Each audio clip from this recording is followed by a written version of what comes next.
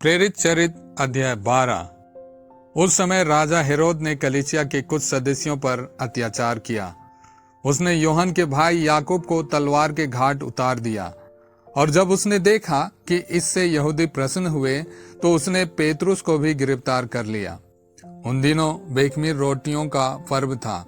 उसने पेतरुस को पकड़वा कर बंदीगृह में डलवाया और उसे 4-4 सैनिकों के 4 दलों के पहरे में रख दिया। वह पास्का पर्व के बाद उसे लोगों के सामने पेश करना चाहता था। जब पेतरुस पर इस प्रकार बंदीगृह में पहरा बैठा हुआ था तो कलीसिया उसके लिए आग्रह के साथ ईश्वर से प्रार्थना करती रही। जिस दिन हेरोद उसे पेश करने वाला था, उसके पहले ही रात को पेतरुस 2 हथकड़ियों से बंधा हुआ 2 सैनिकों के बीच सो रहा था, और द्वार के सामने भी संतरी पहरा दे रहे थे। प्रभु का दूत अचानक उसके पास आकर खड़ा हो गया और कोठरी में ज्योति चमक उठी। उसने पेतरुस की बगल थपथपाकर उसे जगाया और कहा, जल्दी उठिए। इस पर पेतरुस की हथकड़ियां गिर पड़ी। तब दूत ने उससे कहा, कमर बांधिए और चप्पल पहन लीजिए। उसने यही किया। दूत ने फिर कहा, चादर ओढ़कर मेरे पीछे चले आइए। पेतरुस उसके पीछे पीछे बाहर निकल गया। उसे पता नहीं था कि जो कुछ दूत द्वारा हो रहा है वह सच ही है। वह समझ रहा था कि मैं स्वप्न देख रहा हूं। वे पहला पहरा और फिर दूसरा पहरा पार कर उसे लोहे के फाटक तक पहुंचे जो शहर की ओर ले जाता है। वह उनके लिए अपने आप खुल गया। वे बाहर निकले और गली के छोर तक आए कि दूत अचानक उसे छोड़कर चला गया।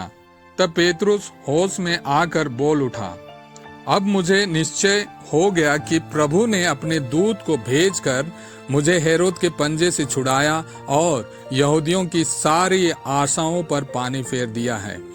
जब वह अपनी परिस्थिति अच्छी तरह समझ गया तो वह मरियम के घर चला। मरियम मार्कुस कहलाने वाले यूहन्ना की माता थी। वहां बहुत से लोग एकत्र होकर प्रार्थना कर रहे थे। पेतरुस ने बहरी फाटक पर दस्तक दी और रोदे नामक नौकरानी पता लगाने आई कि कौन है। वह पेतरुस की आवाज पहचान कर आनंद के मारे फाटक खोलना भूल गई और यह सूचना देने दौड़ते हुए अंदर आई कि पेतरुस फाटक पर खड़े हैं। लोगों ने उससे कहा, तुम प्रलाप कर रही हो। किंतु जब वह दृढ़ता से कहती रही कि बात ऐसी ही है तो वे बोले, वह उनका दूत होगा। इस बीच पेतरुस दस्तक देता रहा। जब उन्होंने फाटक खोला और पेतरुस को देखा तो वे बड़े अचंभे में पड़ गए। उसने हाथ से चुप रहने का संकेत किया और उन्हें बताया कि किस प्रकार ईश्वर उसे बंदीगृह से बाहर निकाल लाया है। फिर उसने कहा, याकूब और भाइयों को इन बातों की खबर दोगे, और वह घर छोड़कर किसी दूसरी जगह चला गया। जब दिन निकला तो इस बात पर सैनिकों को बड़ी घबराहट हो गई कि आखिर पेतरुस का क्या हुआ।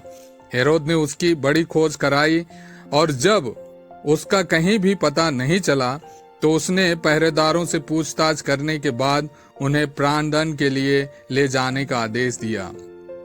तब वह यहूदिया छोड़कर कैसरिया गया और वहीं रहने लगा। हेरोद कुछ समय से तीरुस और सीदोन के निवासियों पर अत्यंत क्रुद्ध था।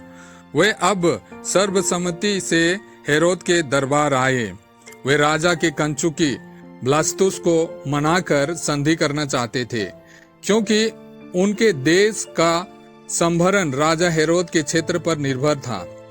निश्चित किए हुए दिन हेरोद राजसी वस्त्र पहने सिंहासन पर बैठा और लोगों को संबोधित करता रहा।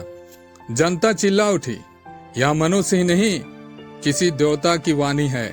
उसी क्षण ईश्वर के दूत ने उसे मारा, क्योंकि उसने ईश्वर की महिमा अपनानी चाहिए।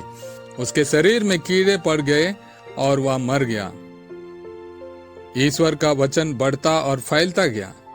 बरनबास और शाऊल अपना सेवा कार्य पूरा कर यरूशलेम से लौटे और अपने साथ यूहन्ना को ले आए, जो मार्कुस कहलाता था।